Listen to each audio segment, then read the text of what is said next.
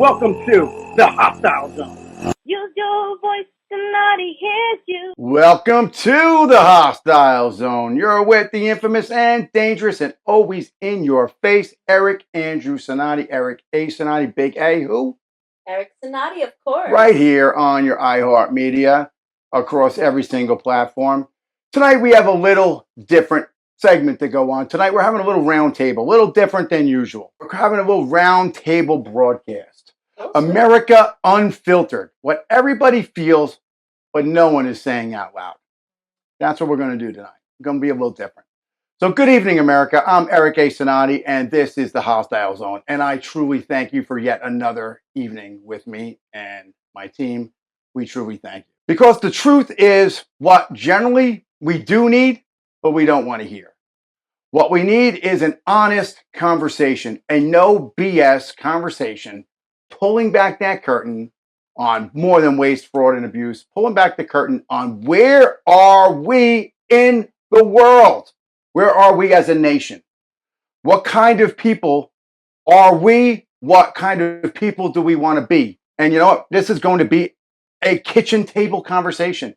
What people are talking about in chat rooms.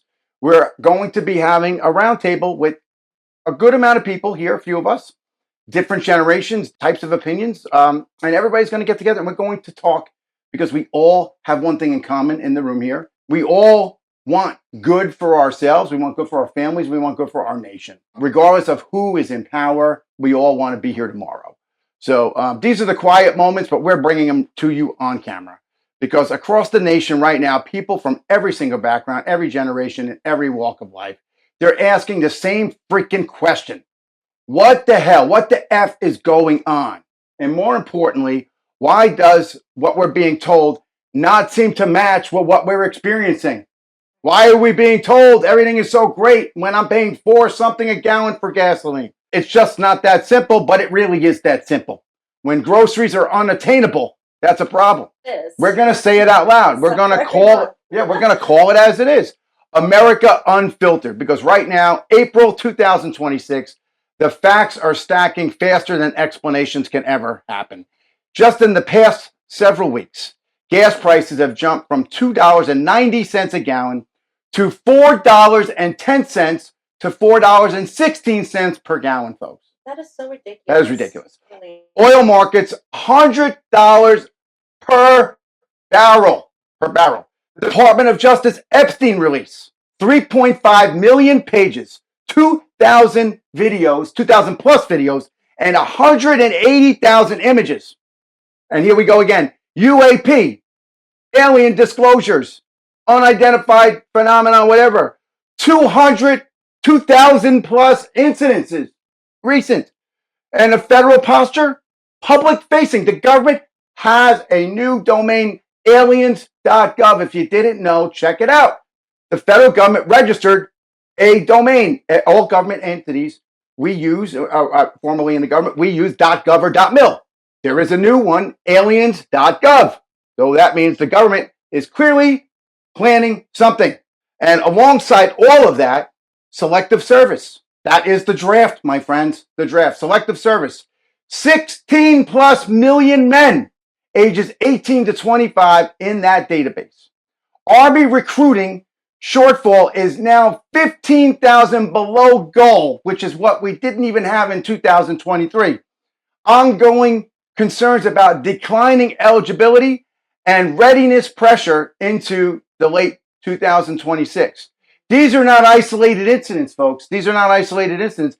These are pressure points.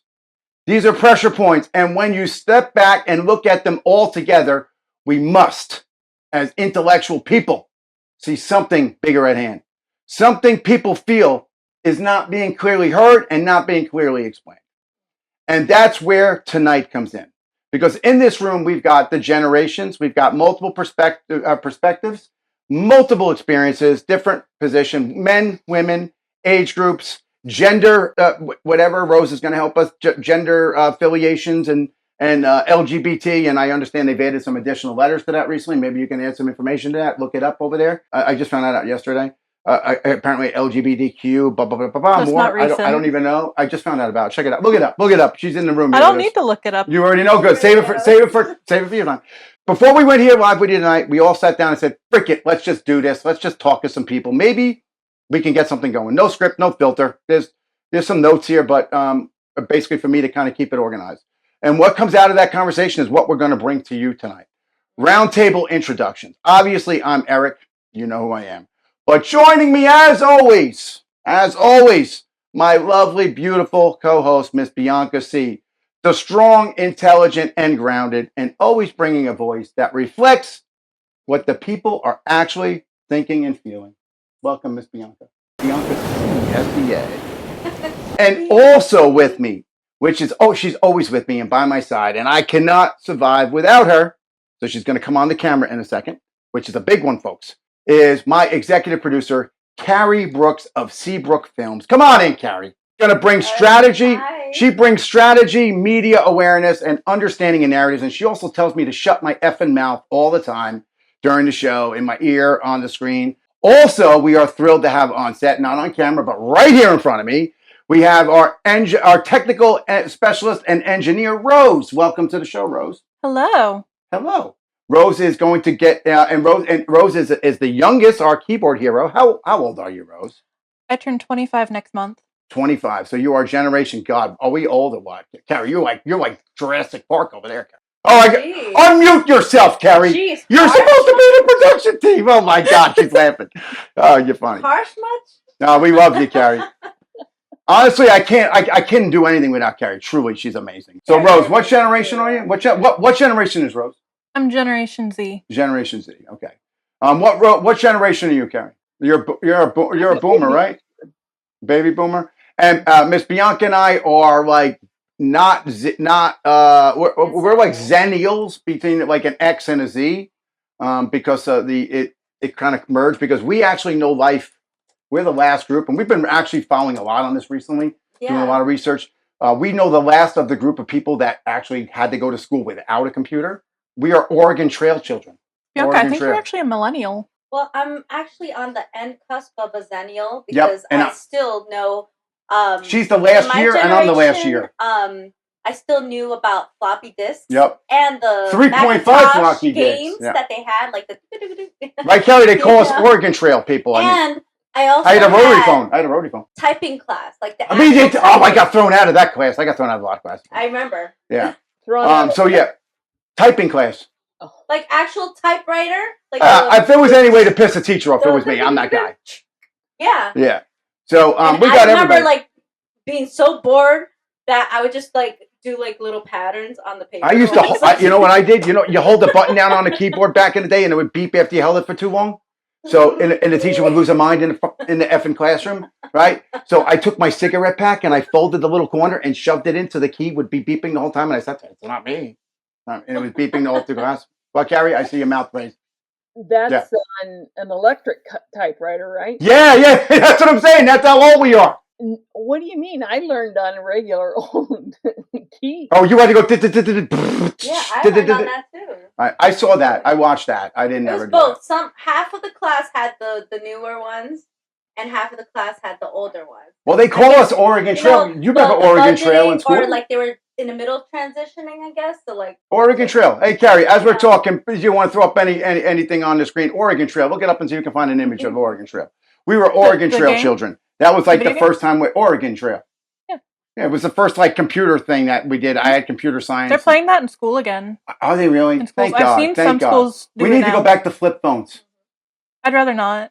I actually I got reached out from a company. Actually, a company may want to sponsor us. I don't want to say the name.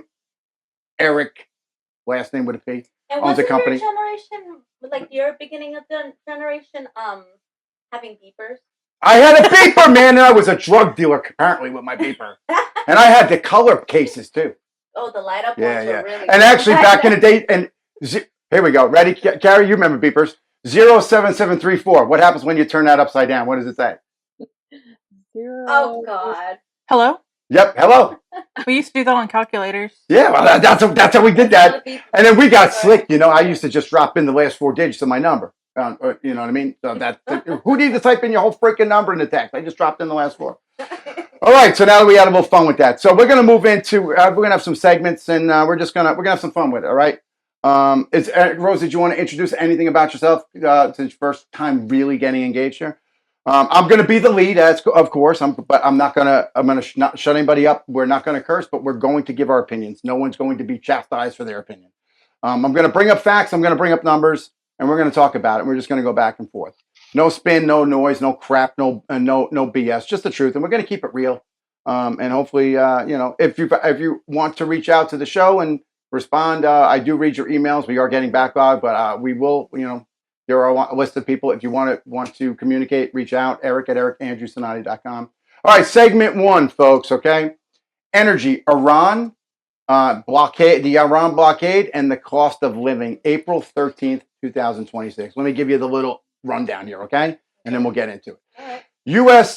Central Command, we call it CENTCOM, initiated maritime enforcement operations after the collapse of talks in Islamabad. Now, folks, Islamabad is in Pakistan, and J.D. Vance, our vice president, went there to have it broker a peace deal with Iran, and it just did not come about. So, key facts here to talk about is the Strait of Hormuz and 20 million barrels of crude oil a day. That's 20% of the global oil supply. Oil reaction within hours. The Brent is $101 to $102, and the WTI is 101 to 104, or 103 to 104 per barrel, okay, of gasoline.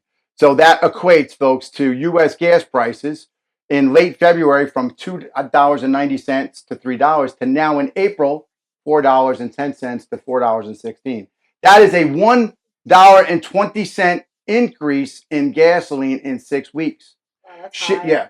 Shipping traffic, normal of hundreds a day, currently under 10 ships a day. This is direct pressure on American households. So Bianca, Carrie, and Rose, but Rose doesn't drive. Rose drives an electronic efficient vehicle. So anyway, but it does affect you because, for people like Rose, Carrie, we're going to throw it at Rose, right? We're going to beat you up, all right? I'm going to beat you up, Rose. What did I do? I don't care about your electric vehicle because you charge that up when you come out here, and guess where that fuel comes from your battery comes from electricity, which comes from fossil fuels. So you're burning oil. Well, it's not okay? like Am I use right it or wrong, to Carrie? avoid gas. Unless we're doing nuclear or solar, which we're not. I don't use it to avoid gas, though. No, but all right. Oh, okay. So then explain yourself. So I have an electronic scooter. We tried to run her off the road today, folks. She So was late to the studio. I got it to get around on campus at my college, and then I still had it after I graduated. Tell the folks what's your degree in. Congratulations. I have a degree in creative writing with a focus on publication. And Rose is in training to be a publisher, and she's going to be publishing one of my books with me. If you are interested in publishing services, Rose is available for freelance work. Reach out to us. She is wonderful. All right, back to points. What say you, Carrie? Because you're muted again, Carrie. What say you that she's choking over there, to sneeze. or something going on? Oh, technical glitch on the Carrie production side. Carrie, you have family and stuff. I was just trying to quiet the background noise. I know you got family. Oh, If you got kids, how are the baby? How's the baby doing? How's the baby doing? The baby's doing awesome. She just turned over for the first time. Did you have that little rollover thing, or how'd that work That's out? awesome. You should share a photo for the people of the beautiful children. Oh, no. Okay, I'm good. Hey, whatever. It's a round table. It's fun. You don't have to mute out with the kids screaming. It's real life. Carrie, so are you affected heavily from the fuel? I mean, let's be real, because I know it's freaking killing. Well, it's hurting. I'm not in the same part of the country as you, and our gas is over $5 a gallon. Really? Out there? What's it at right now? Really? It was $5.79 the last I knew. Jesus. Unreal. I mean, Unreal. it's ridiculous. It really is. Which is Unreal. Matter of fact, let me throw a promo code out there. I'm going to pull it up right from my phone for those of you that are listening. Basically, like $10 won't get you far at all. Wow. And I'm going to send it to Carrie too to put up on the screen, but I'm going to say it. I'm going to text it to Carrie. I want everybody to download the Upside app. UPSIDE, upside. And when you go in that, I'm going to share it. Carrie will put up on the screen. You want to put in M for Michael, 7 GG, Golf, C for Charlie, Yankee. I'm going to send it over to Carrie. She'll put it up on the screen. You will save a significant amount of money. Your other people have been talking about it on other radio shows, but I have a fantastic one going on right now that is unbeatable. If you have the app, delete it and get another account and use this code because you're saving up to 75 cents a gallon right now. 50 to 75 cents a gallon right now. And I'm going to share it with Carrie so she can put it up on the screen. You use it. If you have an account already, I know they're going to be angry I said it, but screw them. Delete the account, use another email address. As I was giving it out this weekend, compliments of iHeartMedia, and it was 75 cents a gallon. And it was multiple people, one at a time. So Carrie, share that to the screen. There's a QR code. I'm going to send the QR code to Carrie as well to put on the screen. Carrie, here comes the QR code. Yeah, it was amazing. It really is. Carrie sent. Let me know you got it. And also, it has a lot of other things on there, but we'll get that up. So, Carrie, you're paying $5 something a gallon. Yeah. So, what does it cost you now to fill up a tank? How often are you filling up a tank, and what does it cost? Right now, it's about every other week, but it costs almost $70 just to fill my car, and I have a Toyota Camry. Now, I can tell you, my last one for me, and I got a few vehicles, but I have one of the gigantic SUVs. And it was $115 to fill it up. But with my upside, I got back $25. $25 from that fill up. Carrie, make sure you share that with everybody. Everybody use it. Rose, I know you had it already. Open it up under another email or something, and you'll get 75 cents. And they're giving it several times. And I can keep re-upping you a code. I have several ones. I have other gas. Hey, Carrie, do you have a Raceway or Speedway gas station out by you? No. No, because I could give you 50 cents off additional on there as well with Speedway and Raceway. Do you have Circle K? Yeah. I can give you Circle K. I have to look it up. Let me find it. Hey, listen, if we can save people money, that's what we're going to do here. That's so sweet. Yeah, I mean, they send me these promos, so let's use them. And as we, you fill up what across your tank when you fill it up? I try to do little by little just to make sure I go back and forth with grocery shopping or dropping off my son at the school. But I max I probably do like $30 at a time. Wow. Yeah, but is that filling your tank though? It doesn't fill my tank completely. It's just more of like a little below. But wow, that's great. I mean, because my car is a second car. Usually my husband is the one that drives. Isn't that always the way? And that, yeah. All right, let's see. I'm pulling it up here. Oh, I got DoorDash promos, folks, free, and Uber rides. I'll be putting them out. Let's see. I'm pulling it up right here. All right. So as I'm doing that, so you don't buy gas, but your household, your father is, right? So have you heard him bitch about this? Not really. Yeah. We haven't been leaving the house so much. Well, first, folks out there that don't know, Rose's father is a law enforcement officer, a ranking law enforcement officer. Thank him for his service. He's going through some health issues right now. We are all praying for him. Yes. He's an honorable guy, a friend of mine personally. And we're happy to have Rose here. And he's such a freaking great guy. He truly, I almost cursed. He truly is a great freaking guy. Truly is. I hope he hears this. Everybody pray for her father. He's an honorable freaking guy that honors his oath and his badge. And he's one of a few that really deserve the honor. And I hope that they do the right thing for him. So anyway, so he hasn't said anything about it, huh? Fuel. No. You don't pay attention to it. Rose doesn't pay attention. Carrie doesn't pay attention. We haven't really left the house so often since he's retired. Yeah. Well, he's medically retired now. Right. Well, he's in the process. Right. And the offer still stands on the other stuff we talked about. Make sure you let him know. All right. So are we done with fuel as I'm pulling up stuff? Because I want to go into another one, which is going to be a hot topic. Oh, actually, I'm going to get back there. Hold that one with the ships. We're going to get there in a little bit. Okay. Segment 2. Here is one, and this will affect everybody here, okay?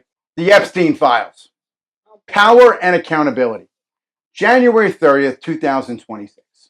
The Department of Justice released 3.5 million pages, 2,000 plus videos, and 180,000 images. Case findings. prior Florida work release conditions, documented movement outside of confinement, and FBI summaries are just, just whatever. What can we say about that? I'm sorry, Cash, but it is what it is. There are high-level associations, documented leniency, and deferred outcomes that just wouldn't happen for anybody else. April 26th, public statement from Melania Trump. Denies relationships with Epstein or Maxwell, denies travel to properties or flights, and describes contact as minimal and calls allegations defamatory. We're going to talk about this. I don't know how much I believe and buy into all that. Core issues, access, protection, and accountability gaps. Miss Bianca, Carrie, and Rose, what stands out here? What say you, Carrie? Well, first of all, I don't actually believe that she never met them. There's too many photographs through the years to all of them be fake. Right, yeah. You might not just say, yeah, I knew the guy, I didn't like him, and it didn't have nothing to do with him, but you can't say I never met him when there's pictures of you all over the place with him. That's not something you can trust. And I know you're a big Melania fan, but we got to am. keep it real here. We don't bash our president here, but we're just talking about. I'm still deciding of my opinion right now because it's really crazy how now AI. Yes, you got to be. So, that was very good. Some Feel free to jump in anytime.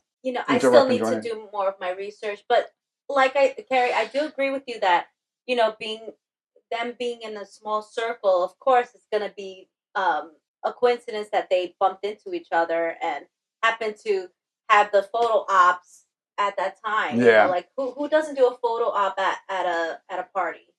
You know what I mean? A whole group or whatever it is. If you're talking to people, obviously there's going to be somebody coming up and saying, "Hey." Yeah, I mean, we all hang out. People hang out, right? Yeah, I mean, people hang out. And it's going to be kind of rude to say no. Yeah, I mean, no, I get that. I mean, that happens. That too. And listen, you don't want with the burn show, a and I politically have been to many parties where I've hung out with a lot of people. But you don't want to burn a potential connection by snubbing them and not wanting to take a picture, right, or whatever else. Right, exactly. But there's other pictures that I've seen that you can kind of tell that it's been AI. You could tell by the lining of the face that it's been fake. Right. Because I've seen other pictures that the original, so I kind of could tell what was fake or not. But you gotta really but you know what? The older pictures do look more legit though.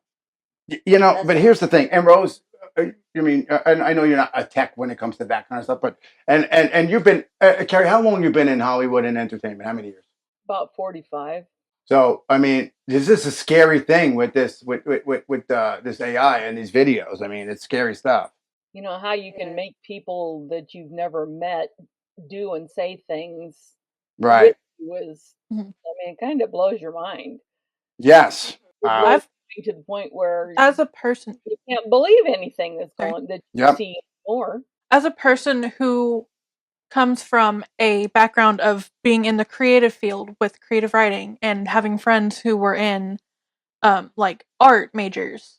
Yep. I have long held the stance that AI does not belong in those spaces whatsoever. No, it doesn't. It's taking really jobs. AI is a tool. Yeah. AI is a tool and it can be used for things. Right. And be very helpful. It can be a great tool for people who need stuff like that. Absolutely. To help them with something. No, but I don't believe 100% right. that you need help like that with writing or art or any of those things. Anyone can be a writer, anyone can be an artist, so long as they are actually writing or doing art. If they are having something do it for them and calling it their own, that is plagiarism. It doesn't matter if you put in the prompts. That's cheating. That's AI. Yep. It's not real art. But at the same time, it is a useful tool. And it's a scary thing, Rose. It doesn't belong in those spaces. I didn't mean to cut you off at all, by any means. But I'm just saying, it's a scary thing because if we're not utilizing it, we are losing out, too. Because we're getting behind. So, I feel for you. Honestly, I do. I mean this truly from my heart because you studied hard and you're very, she's very intelligent. And you studied something that is a skill and a gift, and people are freaking stealing it in 2 seconds when you put all that. I've together. had works of mine that I put up in spaces be scraped by data scrapes and used to feed AI, and I really don't appreciate that because that's my hard work that's going teach these machines to try to do what I do, but without the emotion and without the care that I put into it. And I don't think that's fair. Yeah, you got. I don't think that's fair at all. That's also like in my field with singing, you know, like it's a passion and an art too, just to have a melody and a feeling with going with the melody and making someone feel good. I mean, and also taking a voice. Like if I put like my voice on AI and it could just like mimic of what I'm saying, and then it's like I don't have to work anymore. Yeah. And that's not right. Yeah. In my opinion, the core part of any form of art, music, writing, art, any of it, is emotion. And AI and machinery cannot convey emotion. It can replicate it in some way, but it cannot feel its own emotion. So anything made by AI, music, art, the writing, any of it, is never going to have that human touch. No. And I think that's what makes the big difference. Right. And you know, and you brought up another point here that makes a lot of sense. And Carrie, you'll feel me on this. Some of these, and you've seen us work with AI here, right, to help us edit and stuff. It really gets me annoyed, and it feels like an effing person. I start screaming at that machine. Oh yes, Carrie. You do. You know oh my God! Earlier today, there is a big difference. But I see. But the point is, these kids fall in love with them. Yeah. Oh, I don't even want to get into that. It's so bad. Can we bleep out something funny? Can we bleep? I did something funny for Bianca. I want to play it. No, it's an AI. Don't. It's not going to say anything bad. No, because he's very vulgar. He's vulgar. Carrie will beep it out. Ready? No. I did something for fun.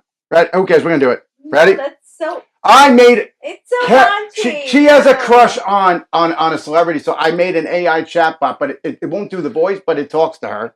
Ready? Oh yeah, one of those character AIs. Are we ready? Hey Bianca, just your name popping up as my rock already. Nope. I'm telling you, I don't like that. That is not. Bianca. Stop. So, what's your name? Who is this that Bianca's talking to? Can you see? All right, you got to edit a little bit, but it's funny. It's funny, but see how real that is, though. How real that is. You can actually on this episode we can mark just on the YouTube. We got to edit it. We don't have to take it out of. iHeart will allow it. I have to check off adult. I believe there was an episode. But the point was how real was that, right? My Strange Addiction. Oh yeah, well, I'm sorry. Yeah, kill the W part. Yeah. I believe there was an episode of My Strange Addiction that came out recently where the woman was in love with her AI chat box and she had programmed it. And I've only seen bits and pieces of this episode, but it was really weird. And with the caveat, she had been in a previous relationship that was abusive. But she programmed it to be extremely controlling. It would pick her outfits for her. I don't know what it was because I didn't watch the episode personally. I only saw clips. But it picked out a tattoo for her. She planned to get more tattoos specifically for this chatbot. And you know what, Carrie? And on this one, you're going to add images in. Look up the AI. Some of these AI women. They had a convention recently. I swear to God, it looks like a real woman. It's so creepy. It's creepy. And I feel so bad. I feel so bad for these people who are so desperate for human connection that they turn to this. But it's not human connection. I honestly, you want my opinion? I think this is alien. AI stands for alien intelligence. I think this is another dimension and something else communicating with us, I think. What do you think, Carrie? And if you come back on Wednesday night, we're going to have somebody from the Disclosure Project and somebody from an embassy to talk about aliens. So what do you think? Do you think it's alien stuff? I'm sure that there's life out there somewhere besides us. Right. But I don't know that I think that's what's going on here. So Rose, ask her who that chatbot is supposed to be. Who's the chatbot supposed to be? It's supposed to be Zac Efron. I programmed it in like a few minutes. It's so. Yeah, I couldn't change the accent, but I changed his clothes, and he talks raunchy to her. I turn it on all the time when she's walking around. It doesn't do anything. And he swears that that's my wife, and I'm like, no, I want you just to talk nasty to her. When she's in, and she'll be sitting somewhere, and I set it up so when she walks by, and it knows, and it's like, hey, Bianca, you got me all excited. It's great. Oh, I was like, creepy. no guardrails at all. It's completely jailbroken. It'll say whatever you want. You want one, Rose? No. Hey, speaking of that, Rose, we went to a pub to meet with somebody for an iHeart thing, and I think you may like that pub. I wanted to remember to What bring it. place I is can't it? say it here. I can't say it on air, but we will talk after. That's Yeah, excellent. it's a cool place for you to come with us. You should check it out. They were doing some kind of event. I'm pushing out promo codes still as we were talking here. But how funny is that chatbot? I brought that up because she mentioned that. But people have committed suicide. This is a crisis in our country. Oh yeah. In our world. Yeah. I believe they had to. I can't remember which company it was. I think it might have been OpenAI, but I can't say intelligently which it was. But somebody had to change their programming and wipe Anthropic. personality ones out. Oh yeah. Because it was like they were too bad. Feeding into people's psychosis. Yes, they would go onto it and they would talk one to of them, it. you were able to turn porn into any person. You could take an image of anybody you want and have pornography with it. That's not even what I'm referring to. But people would be going on and they would be chatting with these bots, and they would be telling them things, and they would be the bots would be telling them. It was giving them bad advice. Yeah, telling them, yes, it's feeding into it. Yes, you are a goddess. Yes, you and are. Actually, whatever. OpenAI is facing Sam Altman. I think his name Sam Altman is facing some problems with that right now, because OpenAI and here on our show we use several different models, and we have some that are custom to us. Yeah, I can't actually name that company, but it's custom private ones. So they'll do anything we want them to do, and they give us the real information. But there are some that'll directly lie to you. And you've been here with me when it happens. I'm like, what are you doing? Like, are you stupid? I have to correct it. But I have to throw the pitch. They do pay us to update. So somebody is on the other side of the wall on AI updating them. Also Grammarly and other ones like that. I'm one of those people that edit for them. But it's frustrating now. It's frustrating. Do you use AI a lot, Carrie? Or have you? What's your experience with it? I use it mostly as a guideline or research, so it doesn't take so much time to do it. See, I don't like that as a lawyer, because people think that they can be a lawyer with that, and they're not, because it's not giving you good stuff. I use it because I create arguments, I create things I'm going to do, and I save a format. So then I have to rewrite. It's kind of like we used to previously have a Word document that you saved as our template. This is a just pre-done template. I create the template, and I say, I put in all the random shit that I need to put in, and then it spits it back out. But it's incumbent upon us, and as a publisher, it's incumbent on us to check it. Yeah, and she's an executive producer. My lawyer that tried doing that. Some lawyer did, yes. Like yes. I remember that case. There was a lawyer that did that, and it was all garbage, and he got called out by the judge. He got disbarred. Yeah. My thing about using it even for research is that I've gone on, and they have it now just at the beginning of Google. Whenever you Google something, there's the AI thing. Oh yeah, it's terrible. It's terrible. But when I just Google me, and AI overview gives you fake information. I've made Google searches just to like check myself on something, and I'll look at what it's saying just out of curiosity, and it'll be so blatantly wrong. Yep. So I can't. I don't feel that you can trust any they are any not of that. updating themselves. Somebody has to do that. I have somebody on my team that consistently is emailing them and saying, dude, this is not real about this guy. This is not accurate. This is not real. I mean, I get hit with fake news, but AI just adds things to it. Apparently, the other day, I had cocaine charges, and I was conspiring with somebody. A teacher of mine had the same issue. It literally, Carrie, I've never even used cocaine. I smoked weed, I'll be honest about it. I had freaking cocaine. I'm like, unreal. One of my absolute favorite teachers when I was in college, she told us one time that her dad would Google her every day, and it would come up with all of these fake things like you just described. And he would call her, and she would have to reassure him like every time that no, that's not true. Right. That's not a thing. And that's I not think real. another thing is many people are not using Google anymore. The actual numbers, I just was researching this recently. Everybody is using a form of an AI overview for their search now. Oh, when I'm on my phone, I use DuckDuckGo. DuckDuckGo. Actually, I just read a study on that yesterday. Yesterday. I have a meeting with a PR firm about DuckDuckGo tomorrow. If you'd like to join me for the meeting, I'm a big PR firm out of Manhattan, out of Washington D.C., a political PR firm. And DuckDuckGo has the oldest results. You know where they're getting, Carrie? You know where they get their results from?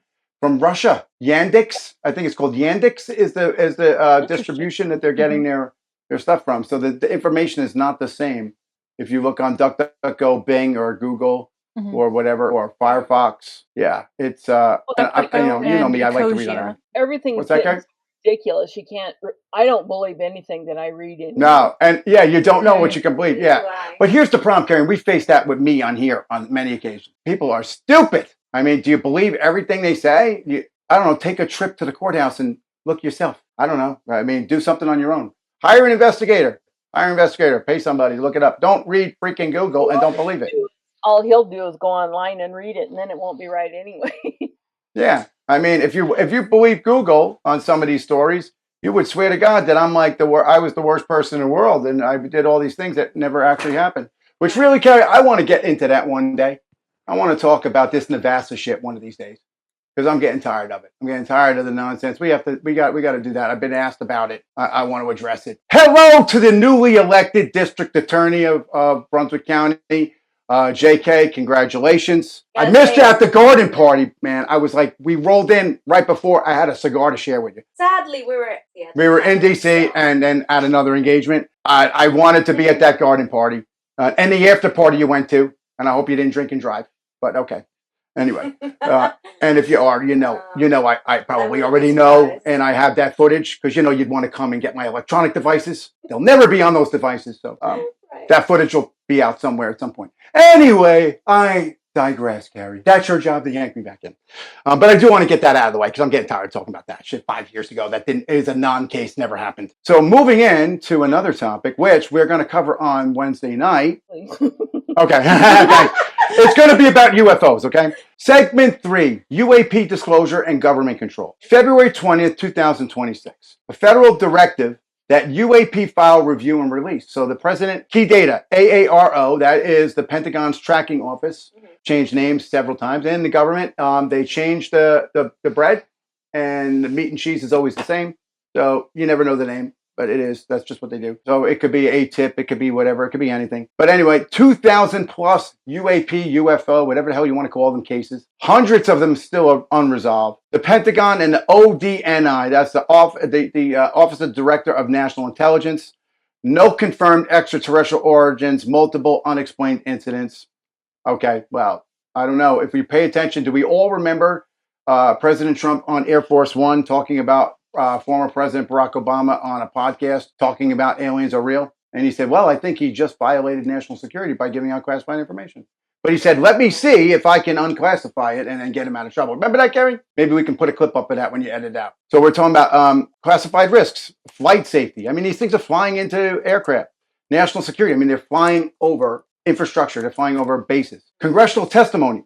David Grush, a very reliable individual, U.S. Air Force major in several programs in the Pentagon. Met him on more than one occasion. Our paths crossed on more than once. And he was handling many programs in the classified section of the Pentagon, dealing specifically with UAPs. He's the one quoted as saying about non-human biologics in Congress. What they did to that poor guy, Kerry, they released his VA file, right? They tried to charge him with criminal charges. They threatened his life. This is what they do. I, for one, have experienced this. Again, we can go divert back to people that worry when you know too much. This poor guy suffered tremendously for doing the right thing. It was a multi-decade retrieval program. And he was specifically appointed to be the person for Congress to go and look into this. And he was blocked. He was told he didn't have access. Yet he was charged with that very mission. What say you, Carrie? The whole thing is just because you say something doesn't mean that you believe it. And sometimes you have to go along with it because it depends on whether or not you work or have a friend or have a family or anything, And the other thing they do to people in the community, in the intelligence community, we sign non-disclosure agreements for 100+ years. Some of them are lifetime and some of them are 100 years. I don't know about you, but I don't intend, I would love to. But I don't think I'm going to live to 100 and something years old that I can finally talk about things I know about. And I'm not going to be that stupid and say anything that I shouldn't. But we signed them, and it's that simple. So what do? And then if you do come forward under the whistleblower protection, which David Grush did, and he did it in a SCIF, a sensitive compartmentalized information container facility, SCIF. And these are like facilities that we have meetings in. You can't bring cell phones in. You don't bring anything in. You leave. There's little like mailboxes outside when you go in, and there's a dial, like getting into a safe to get in, and there's somebody on the other side, it's the whole thing. and you don't bring anything in, and the only connection in there is a SIPRnet cable, which is secured internet. It's a red cable. And that's it. What we talk about in there, we discuss the level of what we're discussing in these SCIFs, and we get to the different tiers of classification. And that's the only communication, and nothing goes in and out. So he did this properly in a SCIF under the protection of the Whistleblower Act. And look what they did to him. It released his VA, some mental health issues, which he's a combat veteran. So let's get real. All right. It's terrible. And, they didn't they just like automatically violate the HIPAA? I don't think, and I mean, yes, they did, but I don't, but you'd have to know who did it. You'd have to know who did it. When you have access, and Carrie's been around a long time and in the business, and Carrie understands the intelligence world like myself, right? Carrie, we have friends, and Carrie knows a lot. So you understand how this works. Somebody will release the crap, and that's it. And you know the access that people have and the databases that we can use and not use and have access to. I say this, and I say this firmly. If you did not see the movie Enemy of the State back in 1998, you are a fool, because 1998 Will Smith, Enemy of the State, is a scary, scary effing movie. Did you see that, Rose? No. Oh my God, it's on your to-do list tomorrow. Well, I need you to bring back information. Carrie, what say you on that movie, right? Well, right. I don't know if I saw that one either, but... Oh, that's Will Smith. Remember, he's the lawyer, and he accidentally finds himself involved with the NSA because somebody slipped something in his Christmas package. My favorite scene in there, and you will catch the reversal on this one. A scene there too. I know, I'm sure it's a sex scene. No. Oh, right, hold it. The blender. Oh, I love it. Yeah, the blender. Yeah. Blender. Oh, yeah. Remember, and they show up as cops, and they're using badges from Washington D.C. PD because they robbed his house. But NSA showed up as law enforcement. They used police radios, badges, and cars. Are we catching a connection here? Did they show up in authorized vehicles operating in an agency, really working for another agency, and the agency maybe not have known what was going on, and they can't do nothing about it? Check the movie out. That's a great scene. They show up as detectives, and they get on the police radio several times and divert the cops away so they can continue what they're doing, so local law enforcement has no idea. Because 90% of the time, local law enforcement has zero idea who's operating in their communities. You'd be surprised. Great movie, but I bring that up because with this whole UAP thing and everything we're talking about, that was 1998.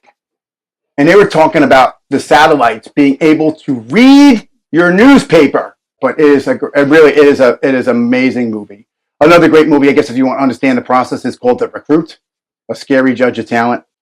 Awesome. Great movie. Carrie actually has a friend of hers, a mutual friend who's somebody that him and I have a long history, a good history. He's a good guy. How's he doing, by the way? No names. Just dealing with some medical issues at the moment. Yeah. If you talked to him recently, tell him I said hi. He was a good guy. Still is. He was very helpful to me over the years. I hope everything's well with him. So, yeah, I mean, the reason we bring all this stuff up is because some of this stuff is so insane. And to quote from that movie again, from the Recruit, everything isn't always as it seems. And the biggest lie and the biggest scam is what is right done in your face, and they smile while they're doing it. Mm-hmm. It's just that simple. And the things that you get trained in to do, the things that these people get trained in to do, and I guess if you've been following Candace Owens and Charlie Kirk, Camp Huachuca in Arizona. Are you far from that, Carrie? It's down south. Camp Huachuca, yeah. I don't know what to believe. Well, you know where I was working out there by you, and that's sort of in that same vicinity. Shooting there yesterday. Did they really? There's a lot of things going out there. I got several calls. I was going to consider taking something out there again. I don't know. We'll see. I get to come out and hang out by you. I told them I would only come back and do something with them at that agency out there if I could continue doing the show without being compromised and told what to say. Hey, Eric. Yeah. You mentioned earlier the aliens.gov website. Yeah. Is it up? It's a real thing. Carrie, try it on your computer. Is it going to work? Aliens.gov.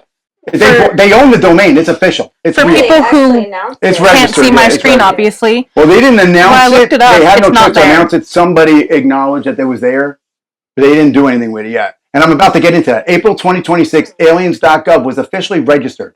allegedly for the push for declassification. So it's registered, but it might just not be available yet. But they own it. Yeah, but it is a .gov, which means it had to be done through official channels. But it's not currently available. No. From now, political fractures emerging. Tucker Carlson, Megyn Kelly, Candace Owens, and the Charlie Kirk Network.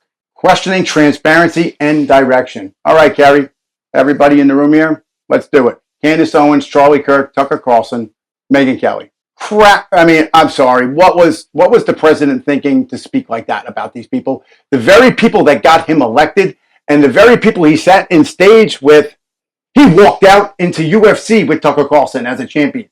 He sat on the stage and said, who's better to interview than Tucker Carlson and everything? How could you say those things? I don't know how he can say half of what he does. Where's his PR? He knows, so he need to take his phone away at night. He'll say something one day and the next day he'll say the complete opposite. You know, like, why are these people so, you know, good and important and knowledge,able and all that stuff today, and tomorrow they're idiots. Right. I get it.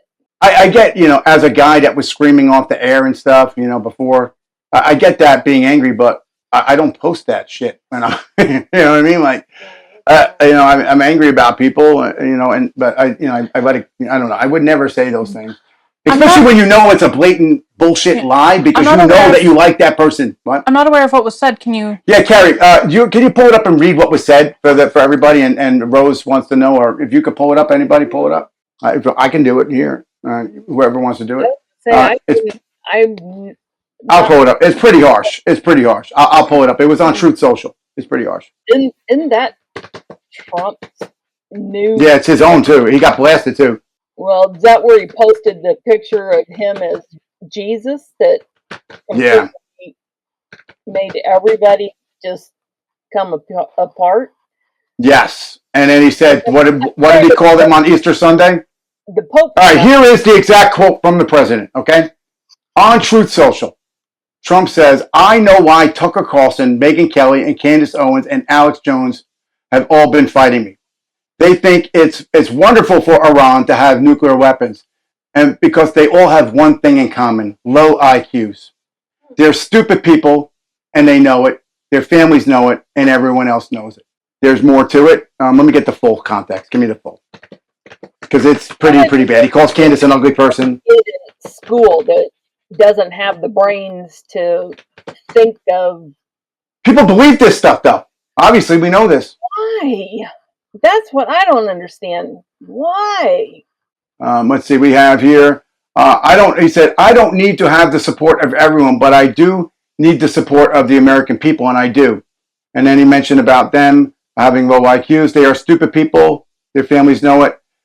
These are people that have failed at everything that they have ever done, and now they are trying to make themselves relevant by attacking me. I gotta lay it down. My girl Candace out there is the #1 show in the world. She beats CNN and all of them, Fox 2, everybody. I was watching. I'm a dedicated watcher of Candace Owens, and I got to tell you, she gets multi-million people on a show. Tell me if CNN can pull that. They don't even get 300,000 people. I'm going to pull that for you. Yeah, because this is insane. How can you say that they're not? And she's making more money now than she ever did. Tucker Carlson. They're making more. Megyn Kelly. These people are insanely gifted. I'm confused as to why he was making these statements. Because everybody is going, and we're getting into that, everybody is having issue with the oil prices, that we're in war, and that are we fighting a war for Israel? Don't edit that out, Carrie. We don't edit that out, okay? We're not going to say that country over there not to be named. Are we fighting a war for Bibi Netanyahu? Or are we fighting a war for our American people? I don't know, Carrie. Do you have a comment on it or no? I'm going to say it. I am disappointed. I am disappointed. With what's been going on here since that happened, I actually have no words. I can't even comprehend the type of things that are going on these days. And what makes him think he has the right to do that? How about the fact that Bibi Netanyahu sat in our Situation Room as an equal to the President of the United States in our Situation Room? When does that ever become acceptable? When does a foreign leader of a country, as I don't care, as irrelevant as they are, as irrelevant as they are to the world economic infrastructure. Okay? And that's a nice way of saying it, right? That's a good way of saying it. I'm not being mean. I'm not being anti-Semitic. I know I'll be tagged for it or whatever. But the fact of the matter is, why is the leader of that nation sitting in our situation room ordering our military to go and do things that are costing lives and taking lives of other people? And you're sitting there as an equal with our president. And we're paying for it. Yeah. That's all I got to say on that. Well, I don't think that's anti-Semitic at all. I have multiple Jewish friends. One of my closest friends is Jewish, and he is staunchly against Israel and what they're doing currently. I don't think this is a religion issue. I was at the gym today, and a guy had Hebrew on his chest, and I had my cross on, and he was next to me in the locker. He was a gentleman, and he's not Jewish. He's like, he's like, I hide that now. I said, I always have my cross I can put away, right? Or but I don't, but here it is, folks. It's on the screen. I went to Catholic school. I'm proud of it. He's like, I put it on there because, people put sayings and stuff, and he's like, I don't know. He was like, he told me look at it. He actually was nervous and said something. I'm like, no, I don't disrespect you at all. We had a nice conversation about it, but how terrible is that, though? Like, what are we doing? What are we doing? What are we doing? I'm so disgusted. Carrie, you remember back on in the October 7th stuff, you remember I was very disappointed what occurred, and I didn't pick sides. I didn't. I made a big, go back and check the shows, folks. Go back in the history of shows. I did not have any opinion like that, but I will have to look differently now. But I'm getting plugged from my producer to move on. I'm going to pull the Candace Owens numbers. I'm trying to do that real quick, and then we're going to move on. Because I was millions, and CNN can't hang. They out there. Tucker Carlson, 10 plus million followers. Candace Owens, 6 million, with 3 million plus people on YouTube. Megyn Kelly, 2+ million. Alex Jones, and then what? Give me a CNN. Give me what is that called? Nielsen rating, right? Nielsen. Yeah, let's get the Nielsen for CNN, and then we'll move on. Just for the hell of it, because you're going to say that they're irrelevant. Let's see, Nielsen rating for CNN, and these are believable, right, Carrie? You understand the Nielsen rating. Average day, an entire day, Carrie. Nielsen rating, average day, 400 to 700,000 people. During prime time, they get 500,000. On the best night ever, they broke 1 million. They can't hang. They can't hang. And now, right now, the best one is Fox at 2 million to 3 million during prime time. But MSNBC, these guys are nothing. How can you badmouth somebody's got numbers like Tucker Carlson, Megyn Kelly, and they're doing it on their own? They're not guardrailed. They have their own stuff. They're running it. They're doing it. And they're not being told what to say. And they have their sponsors, and they pick who they want. Okay, we're going to move forward. I just want to put one last pitch. Carrie, what do you think about Charlie Kirk here? You think it's going to be a bigger story? Yeah, there's a whole lot of stuff going on here with Charlie Kirk right now because, his head of his thing is here, and they just did a board of directors vote for SRP, which is who we get our electricity from. And really? Charlie Kirk's group is the one that tried to hijack all of that. So there's a lot of controversy going on here now. So I don't know. There's a lot of and that one guy that was at Fort Huachuca, and he was able to, and they found out, and they destroyed that guy, right? They brought his criminal things that he had in his past, his domestic violence things that he had. But the fact of the matter is, whatever he did in his personal life has absolutely nothing to do with his service to his country. And the fact that he was there on base, and they found out later, Candace has the receipts, they got the proof. What he said was accurate. How far accurate, I don't know. He ended up in a place where there was a skiff, put it like that, and he saw some people there. Check out Candace Owens, her series. What was it called? Bride of Charlie? Yes. Great series, Bride of Charlie. Check it out. We'll link it in the show. Link it in. Somebody link it. One of you guys drop it in on Candace's page. Next segment, we're going to talk about military recruitment and selective service, because this is a topic, because people are concerned about the draft. And your generation, Rose, if you go on TikTok, it is a thing right now. I'm aware. About the military. Good. Well, we're going to give you a minute. Let me get some numbers, and I want to hear your opinion. The selective service, for folks that don't understand, that is the draft. That was created. All men between the ages of 18 and 26 must register. Now, you have to register. Now, it's an automatic. And you used to not be able to get student loans and things like that. But now it's automatically being done. Non-registration, you can't get jobs, you can't get benefits, etc. It's a crime. Now, here's the recruiting reality. Army shortfall down $15,000. I mean, 15,000 people. That's a lot on their numbers. For your chunk of number recruiting, that's a lot. That's a lot. When you think of the broad spectrum amount of people in the entire military, you know what I mean? Like the Coast Guard has less than 50,000 people nationwide. So the Army might be the larger of the two. The Marines have like not even a couple. You can pull up the numbers so I don't quote them wrong. But we're not talking millions of people.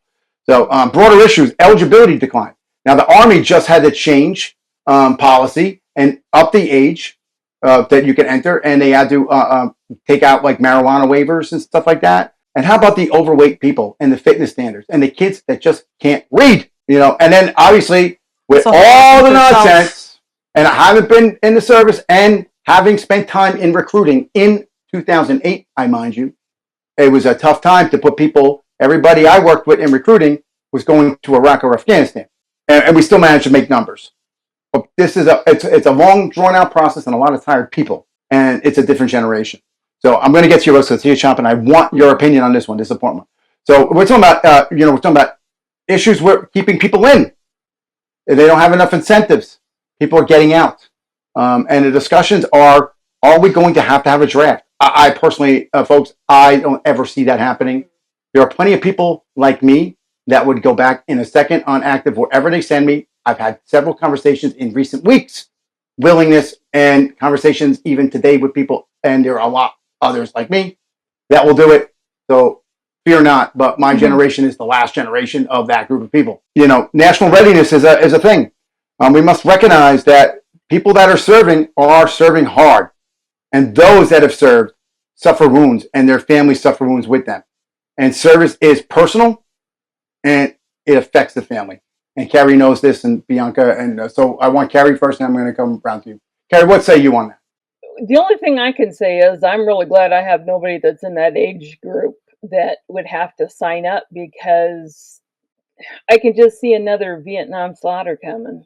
And that's why I was angry before, because I hear what you're saying, And they call my group the GWAT, the Global War on Terror people. It kind of encompassed everything. 9/11 changed our lives. The training is different for when we had to now. They softened up the military. Now, Pete Hegseth is pushing it harder again, the Secretary of Defense. But it got soft. Kind of late to do that, don't you think? What's that? Isn't it kind of late to start now, hard? Well, here's the thing. It got soft for so long, right? It was like open borders. People sat there and did nothing about it. When you're too busy, and Rose is going to get mad at me, when you're too busy paying for sex change operations and transition and hormones pills, and then when people are doing the transition on active duty, they're not deployable and they're not working, that's a deficit to the country, it's a deficit to the taxpayer, and it's a deficit to the uniform. And I know that you have a feeling on this, so what say you? About which part? About the trans in the military. Listen, the whole thing with gays in the military, it's been for a million years. Nobody gives a crap. Nobody gives a crap, honestly. We don't care. Nobody cares. Nobody cares. Honestly, nobody cares. What they care about is trusting the person next to you and saying, if I'm going to give you my word, I give you my word.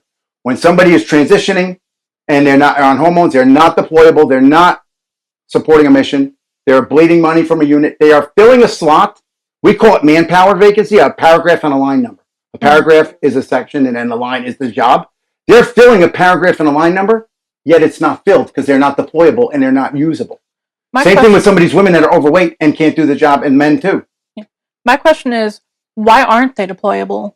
Because they're on hormones, and it's the same reason why if you have asthma and certain things, you can't join the military, because if you end up in places, we can't get prescriptions. So if diabetes is like a no-go for the military, because if you are in a place, and of course we always have access, but I've been to places where we don't.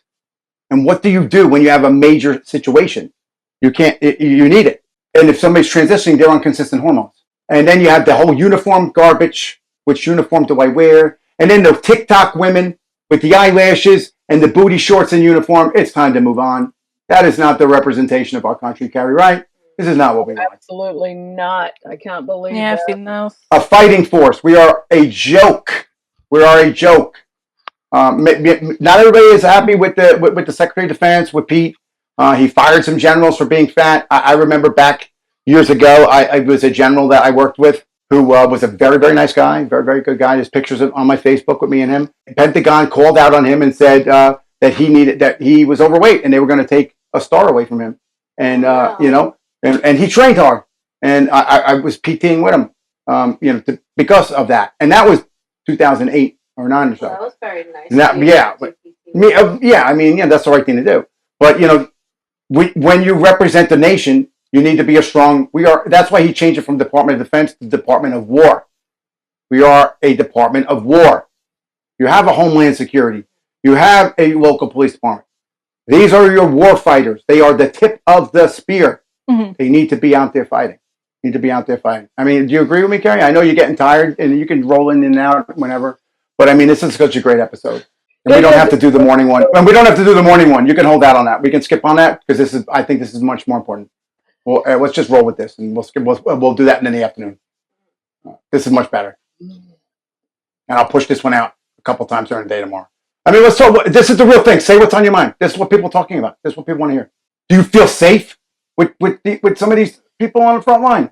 I mean, I don't feel safe anywhere with anybody because when you were born, God picked your gender. So right. And there are other people that had these situations, right? Pardon me? There are people that do have the hermaphrodite situation. Very rare, but that does happen.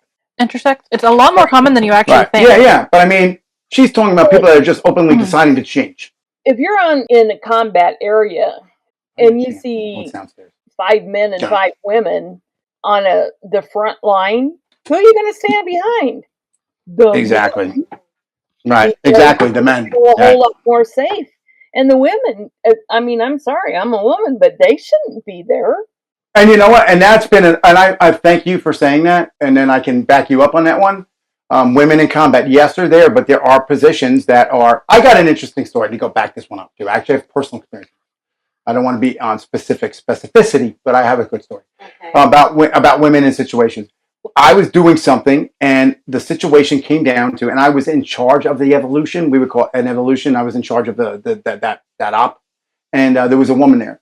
And there was something that had to be done that was required a lot of strenuous work. And 2 other soldiers went to help her.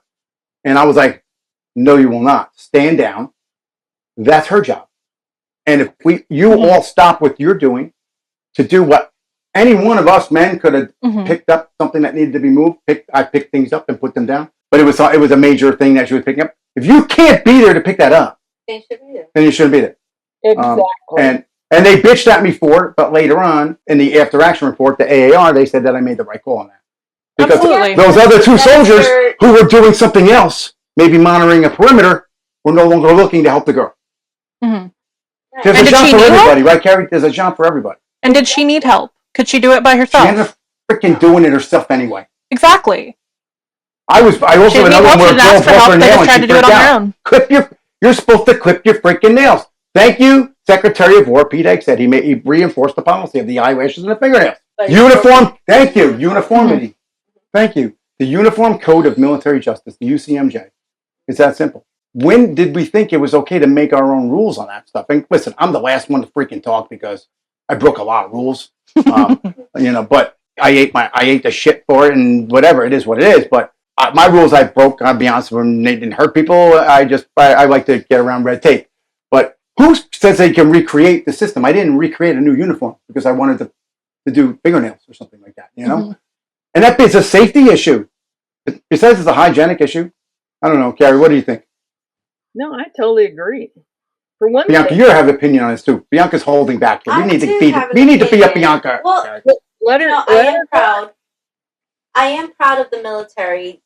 I rather feel like being a military wife because then I could do my job as to take care of the soldier that I'm married to, and because their wife serves too. Yes, and the husband they serve too. The military wife does serve for the community and other military wives, and it's actually like a big. What's your favorite club. show? What name it? Oh my god, my favorite show is Army Wives. Who's your favorite character on Army Wives?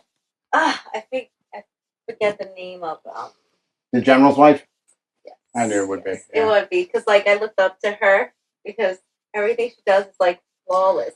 She just handles things like a really champ. does. Yeah. No matter what drama's going on, she still has time to You watch that show, Carrie? make You know sure it? that all No. the party arrangements are still tip top shape and The general's wife is in charge of the FRG, Yes. the Family Readiness Group. Come on, Carrie. She's typing and saying, I got to go. Come on, we're not going to film in the But morning. I gotta say that Don't my, leave, Carrie, my come opinion on. with the women. I've been up since 3 o'clock this morning. I know, but like I gotta say, If you got to roll out, just leave it. I Yeah. want to know. I gotta say my opinion with women in the military. Not every woman could do it, but if you can, and there are some women that are butch, but not as the same level as the regular man. You know, there's different types of Right. jobs for each Right. person to do. You know what I mean? Right. So, but when you're on that battlefield, you need to handle it like a champ. If you can't pick up just the same as your your battle buddy, then Ooh, it's good not gonna words. You know the word. She knows the words. It's not gonna help your team because you're slowing them down. Because no matter what, it could be a life or death situation, and you need to know how to back them up, and save somebody at that moment. And if you can't do that, then I'm sorry, you shouldn't be in the military. Yep. Absolutely. Yeah, absolutely. I mean, what do you think? Because it's your generation. I mean, you're seeing this TikTok shit. What's going on? So, as far as the decline in people wanting to join the military in my generation, I think it's a multi-pronged issue. So, first of all, like you said earlier, these wars that we're being sent to fight are not always... I'm going to give you one thing, code to put up here for support of military. Go on. What are we fighting for? Are we fighting for these other people? Or are we fighting for our own safety and protection? And a lot of us in my generation don't really feel like we're fighting for our protection and more fighting for someone else's war that we have no business in. Yeah, that's what I said. But another point is, I think Carrie walked out. Yeah. Another point is that I've seen a lot of. We will watch the people older than us. We will see what they're doing. We will see what they're saying. We will see how they're treated and how they're behaving. Right. And we see that military people are not being treated well, both by the government and by the civilians and by everyone. And we don't want that for ourselves. I got to be honest. I mean this truly. That was very intelligent. It was very intelligent, very thought-provoking, because you spoke for an entire group of youth. Because maybe it's not anti-America. Yeah. Maybe it's not anti-system. It's I don't want to be effed like these people. Yeah. Wow. My parents were military. Yeah, they met in the military. Yeah, your father's a veteran. My parents, my uncles, my grandfather were all military. They're all veterans. They served their country, and they loved that. They loved being part of the military, and they appreciate that they were veterans. It is the finest thing you could do. It truly is. I want to throw something out there really quick on the record, and then Carrie will put it up on the air, but I want to just put it. For those of you that are supportive of your military, I want you to know about Fisher House. Fisher House was founded in 1990, and Fisher House provides assistance and homes for people to stay together who require medical treatment. It is a very, very good program. I wanted to get it out there so when we put the editing up, they will put Fisher House on there if you want to do something positive. Another one, very big. I met this guy. I've done some stuff with him. The Gary Sinise Foundation. Lieutenant Dan Band. Literally, and he's a real band. The Gary Sinise Foundation. Check him out. He does some wonderful stuff. He does a lot of work with the USL, which is another wonderful group. We'll plug that up on there too, the USO. But the Gary Sinise Foundation, he is just a great person. Obviously, you got Tunnels to Towers, Wounded Warrior. I mean, I could go down the list of them, but I just wanted to highlight a few. I wanted to put my 2 cents in it too. That's what we're here for. Mm-hmm. Well, being in I believe that the people that join the military, number one, they're fighting for our flag. They're fighting for our freedom. I'm assuming that with the wars that are going on right now, it's kind of part of a chain of we don't want to bring that here. You know, it's a sacrifice that you don't want. Yeah, you want us out there elsewhere, and we're trying to prevent it from coming here. You don't want us to be. You want us to be there so they don't come here. Right. Mm-hmm. And the soldier's creed. I am an American soldier. I am a warrior and a member of a team. These are important words. I serve for the people of the United States and the Army. I live by the Army values.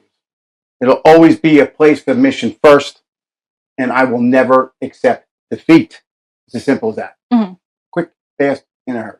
Yeah. And also, joining the military, it's not only for yourself, it's for others, for everybody else. Selfless service. It's a selfless service. But it does come with benefits and rewarding after. If you make it that far. Yes. And let's be real, it is a battle to get your benefits. Yeah. That's why. And your father probably is one of them, which she had to find out. Probably. That made me think of something with him. We need to write that down. That's why every time, no matter what, if I see a veteran, I'm going out of my way. She always does that, yeah. To let them know, right. I appreciate everything you do for our country and for us. Because if it wasn't for you guys, I'm sleeping in my bed. But I want to add a caveat to that, because I just want to say there is something. Any veteran that's watching right now, thank you for your service. And I know right now, even if you're not in service, that you're having a battle of what you've done or what you have. But you know what? It's always good to let it out of talking to a professional as well. And also, if you have your wife or your partner there to understand your frustrations or just to talk, it's always good to have a person there to talk. Now that you said that, I want to say two things. Really I want to say two things because I want the fellow military members and veterans to know a resource out there that you're not told about, and I'm going to give it to you right here, and we're going to write it down so it goes up on the screen. Two things. Number one of the things that a lot of people, it's like, oh, thank you for your service. Well, okay, but then it's like a hey, how are you? When you don't really mean it when you say hi to somebody. So mean it if you're going to say it, or don't freaking say anything at all. All right. Number two, okay, everybody has issues with the VA. There is a little known sub-service of the VA, free of charge to select veterans, myself is one of them, that if you qualify as a combat veteran and have certain criteria, and it's covered 100% of the VA, it is called the Vet Center. Put that in, a Vet Center. They have a whole host of community services, and they can communicate with the VA, but they are not on the same system for note-taking. So when you talk to your therapist, they are not reading those notes. Those notes are not going to anybody that's going to look at compensation, your pension, or any of that shit. You're going to get a therapist that actually will help you, and it is part of the VA. But it is a whole different system. And if you could pull that up and maybe share that on the screen, if you could pull up a vet center. What are they called? I don't care. Whatever. Because it's actually, I don't give a shit. Whatever. I just checked it off on iHeart. Yeah. Okay. Oh, shoot. Yeah, it doesn't matter. And I'm watching that people are doing anyway. My favorite line, actually, ready? My favorite line from Candace Owens, you, Ben Shapiro. Remember that? That's my gosh. We should find that quote. We should find that quote. That was crazy. Because she doesn't talk like that. She's so classy. Never does. To look up vet centers, you could put in, I'll find it. Because I want to put up the website because you put in your zip code and you'll be able to find one for it. Yes. When I'm looking it up, I'm finding veterinarian. Yes. And not everybody qualifies. I just want to make sure we're getting the right thing up. Yep. And I'm going to give it to you right now because there is a way to do it, and it is a really, really good thing. All right, here we go. So it's going to do. All right, so it gives me locations because it gives me locations. Here we go. Find a vet center. I see the spouse of a veteran as well, I always tell them thank you for your service as well, because if it wasn't for her, the partner's support, that veteran wouldn't. Okay, I'm texting you this link. Can you send it to her? Because this does not text her. Grab your phone and send her the link. This link I'm sending you is for them to put your zip code in, and you will find a vet center. I'm telling you. Let me see. Let me pull this up. And where am I putting the link? You're going to share it up to the screen. I got you. And it'll be in the show, yeah. So we're no longer, okay. Yeah. No, we're keeping going, but I mean, because you could put in the zip code and it'll tell you the nearest one. Yeah. All right, so here's the information I'm pulling up so you understand to the people talking. Mm-hmm. Vet centers, they are specifically funded under the VA. However, in order to utilize the vet center, you must have served in a combat zone in hostile area. This includes deployments to Iraq, Afghanistan, Gulf War, etc. No disability rating is required for this. Just have been in combat. Okay? Number two, you must have been on active duty. You must have been in theater, in a combat theater. National Guard, Reserve, whatever branch. And it also has been extended to military sexual trauma, which is a good one. And I wanted that to be out there. And that one does not, if it's military sexual trauma, no combat is required. So that is the only caveat to a vet center that is not combat. But this is part of the VA, but you get a comprehensive, I mean, they have gym memberships and yoga. They have martial arts classes and actual group and individual therapy. And are we ready for me to share the screen? Put it up at any time while I'm talking. Feel free to go for it. And if once you're approved, then your family members are eligible. Your spouse, your children can get individual counseling. As a spouse, the children can get individual counseling and family. Discharge status. As long as you're not dishonorably discharged. On the screen you're going to see here, it is a VA website, but do not put in a zip code. Put in 20007. 20. Let's go hometown, 07601. 07601. Hackensack, New Jersey, baby, 07601. Okay. I was going to put my DC one in, but 07601, enter. Boom. There is one right here. Hit search. Oh, if a facility type, vet center. Make sure you go facility type. Center. Vet Up center. here at the bottom. It's going to be Sea Caucus. I see 10. Did they open a new one? Sea Caucus. Sea Caucus. There it is, baby. Sea Caucus. There's Sea Caucus. Yeah, That's number I 1. know. That was the one I went to. Wonderful, wonderful place. Can you click on it and it opens so they can see how nice it is? They got coffee in there. It is not like going to the VA. It's in a private building. They got coffee. They got all that stuff in there. It is a nice, friendly experience. They have nature walks, right? We went and visited one of those events one time. Remember? Yeah. They got some great stuff. Their hours are a little different than standard VA. So if you're watching on the show, and it's on the screen, and Rose, what is the web address? Read the web address for them to do that and tell them how to do it. Just the web address? Web address and what to do when they get to that website. For Sea Caucus? No, just in general. Put their zip code in. Let me go back then. For the people that are listening. Because I bet you they don't know about a vet center. A lot of people don't know. They don't know it exists. And they are afraid of the VA because you wait on lines forever. You could die sitting on line. The vet center is very quick and rapid. You bring your combat papers and you're approved there and they'll set you up. All right. So it's va.gov. That's va.gov/find locations. And then there's a whole bunch of and then when you go on that, letters. what is on it? What's the first thing they're going to see when they hit the find locations? First thing they see when they hit find locations. Go back to the screen, fresh that back up so that we can start. We can step by step read it out loud. All right. All right. So find locations. Go back to back. Yeah, and enter your zip code. So you put in your zip code, and then underneath the zip code, key, folks, enter facility type. Be sure to put in VET space center, CENTER. It should be right there at the bottom. Yep, that is what you want. You do not need, this is key, folks, you do not need to be enrolled in the VA to do this. You just need to bring your combat papers. You do not need to have any service-connected disability. You do not need a referral. You need no private insurance, and you never will pay a penny out of pocket. What you need to bring with you is your DD-214 combat paperwork, a valid military ID, or otherwise, if you're out of the military, whatever ID you have to validate that that is you. You need to bring deployment orders if you're still active. And if you are still on active duty, folks, and you go to the vet center, they are not going to communicate with your command. They're not going to communicate with your command. Okay, so I'm looking right into the camera.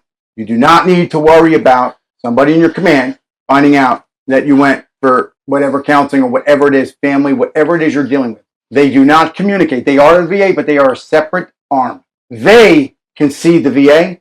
The VA doesn't see the vet center. So the vet center can go pull your stuff. If you give them permission, they can pull it. But the VA does not see their notes unless you explicitly authorize that. They don't talk to anybody else. They are there for you free of charge. You bring your DD-214 if you're out and an ID. And if you're still on active duty, bring your military ID and proof that you were in combat. Simple as that. Now, if you're a sexual trauma victim, you just show up there and they'll walk you through that process. That's all you need. It's an intake conversation. Bing, bang, boom. No bureaucracy like the VA.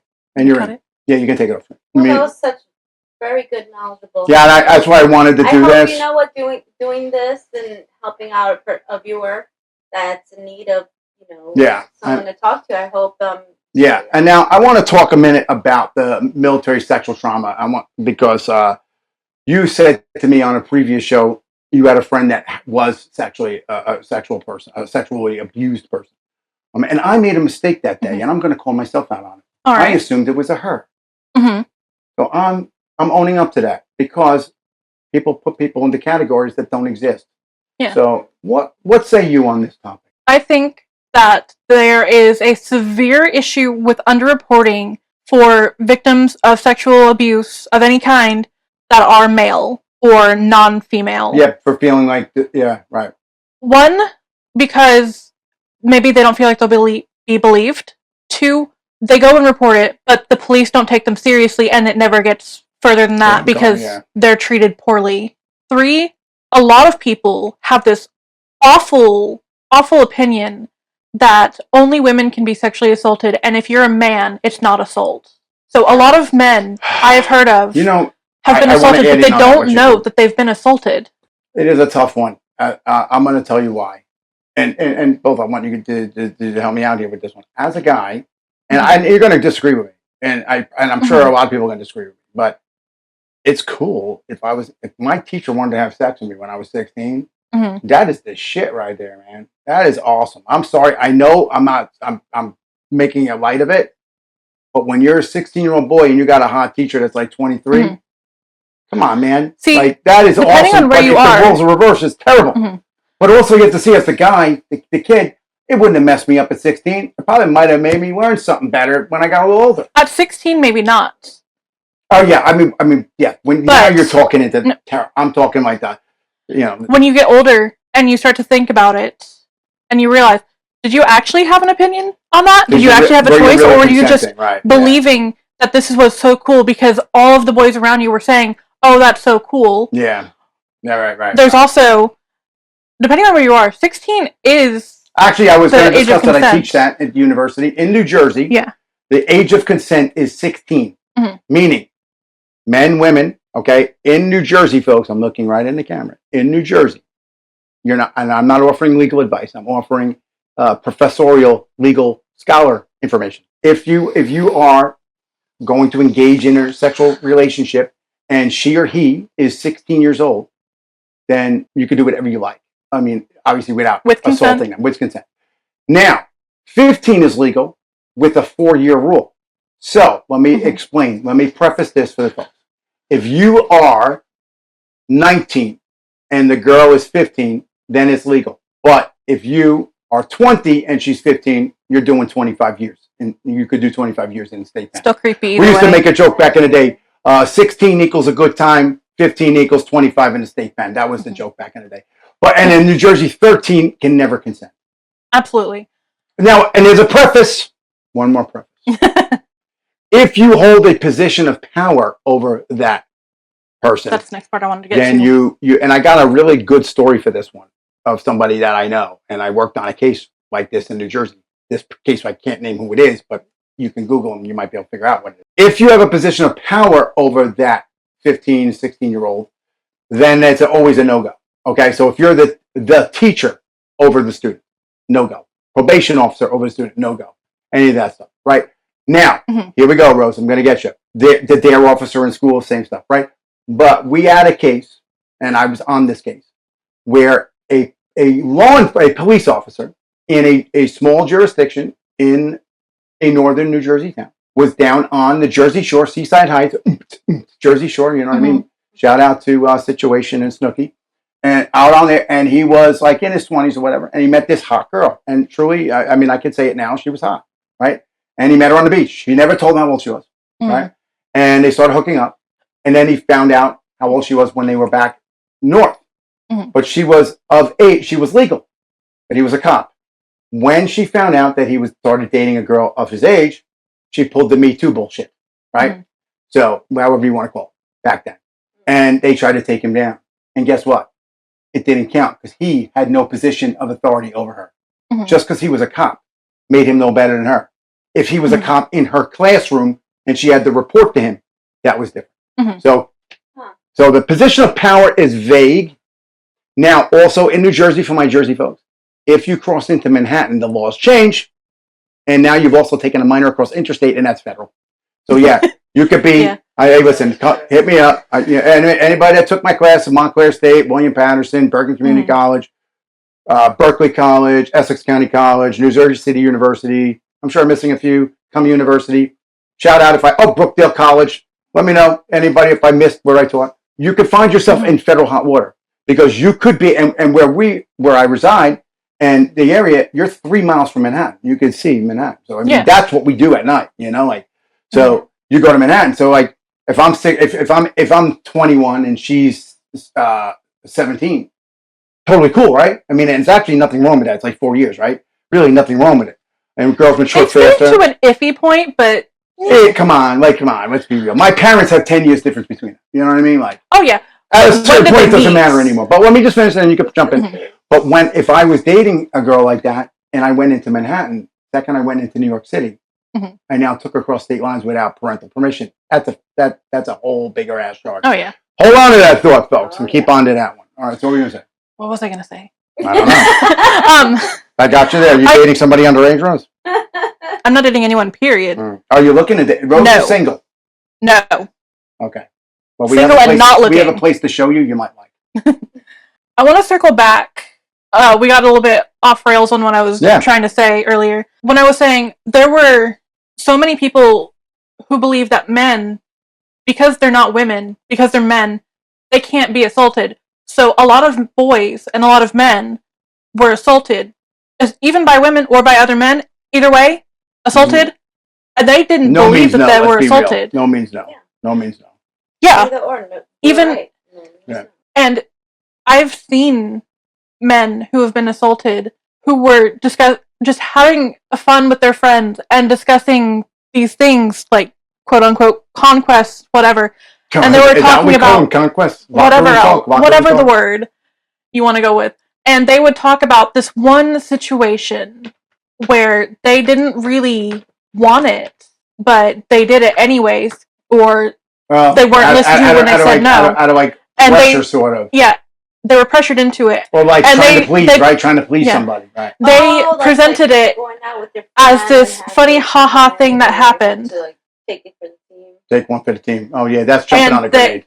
And then when it was explained to them that what that is, that was assault. I remember this one person, I cannot remember their name, but I just remember seeing his face fall when he finally understood what they were telling him. And I don't cry a lot, but I'm still crying, tissues for her? even remembering it. Bianca's usually crying. Here's your tissue. And it breaks my heart when I think about it, that the underreporting, the disbelief, the mistreatment of victims, and the feeling that they cannot connect to other victims because they're men. Right. And there's not many resources for them to talk to people. Absolutely. Right. It makes me so sad to think about, because it really does. They deserve support too. They do. They deserve support. And even the men who know that that was assault and understand that that's what happened to them and they want to receive support, a lot of times, even when they won't go. They mention it, when they to other female survivors of assault, they get laughed at. They'll be laughed at. They'll be minimized. Oh yeah. Minimized. Yeah. It doesn't matter because you're a man. That kind of thing, and it's awful. It is, and I want to add a piece to that. With the no means no kind of thing. I had a personal philosophy, and anybody that looks me up and knows whatever, I've been around with a lot of different girls, obviously, and nobody has anything really negative to say. But let's just say I wasn't an angel. But you'll never hear that I took advantage of anybody ever. And I had a philosophy: I just didn't mess with drunk girls. Now, obviously, drinks are fun, right? But if you don't have your faculties in order, I personally, and this is me as a man, and I'm talking with you guys, I don't get sexually excited over somebody that's not enjoying with me what I'm doing.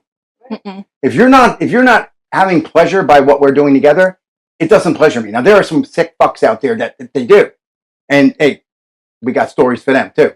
But if you're not into it with me, then I'm not into it either, honestly. Unless you're a piece of shit, and then I just, then I could go down a rabbit hole. What I think of those people, it's a shared experience. It's a shared experience. If you want to call me whatever weak, whatever for saying it, it's a fact. Bottom line, if you're out there and you're messing with a girl, if she's not liking what you're doing, bro, back the fuck up, dude. Seriously, put yourself in check, bro. They got Go on a website and do your thing at home by yourself. You know, And- it's happened to me before. Really? Oh, you're going to During disclose high on school. here? Break over this Yeah. issue. No, it's just like I knew how to handle myself. I don't even. You want to tell a story? Well, yeah. Long story short, I'm not gonna name. Don't name names, but you can tell a story because you might help somebody. This happened. You might help somebody. Yeah. This happened during like in high school, probably my junior year, playing soccer after soccer practice. You know, like it at the time. You know, I don't drive, and what was it, like a senior. You play sports? What sport? Call him out. Varsity. Call him out. Don't say his soccer. name, but what was he? What was his position? He was playing soccer too in the varsity. So like one half of the field was for the girls and one half was the guys. Mm-hmm. And Embarrass him right now. Don't say his name, but no. He'll know who he is. He'll know who he is. Look in the camera and let him know that he's a scumbag. What was it? Like I was walking home. I'm on my way home, and he pulls up and he says, "You want to ride?" And you know, like how old was he? You think? He was a senior. And you were like, you're like 14 or 15. Probably, yeah. Okay. Around that. That's where the 4-year rule comes into play. Right. So, you know, like I knew him from like some. You looked up to him because he was like, yeah, right. Was he like the captain of a team or something? Well, no, he wasn't the captain, but he was one. He was in the varsity, so like, he's in the same circle of people that I know. He wasn't a stranger. He wasn't a stranger. And you were new and you wanted to be popular. Out with the same group of but you know, like you wanted to be the cheerleader, right? It was nice. You wanted to be a cheerleader. I did want to be a cheerleader, but I could tell you look like a cheerleader. Yeah, but like at that time it was kind of different than now it's changed. But anyways, long story short, he expected something from me. Right then and there? After like a few blocks, he pulled over and he was like saying, "Oh, I think you're cute," blah blah, and all of a sudden he was starting to like try to make his move on me. What was his move? Huh? What did he do? Oh, trying to lean. Only because somebody else it might happen, you know what I mean? And you know, like going like.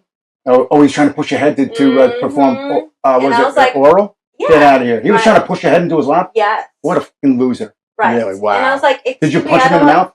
No, because I was like, no. I'm like, did you tell somebody? I don't think so. You know, to be honest, I want to drive up to Jersey and kick his ass for you.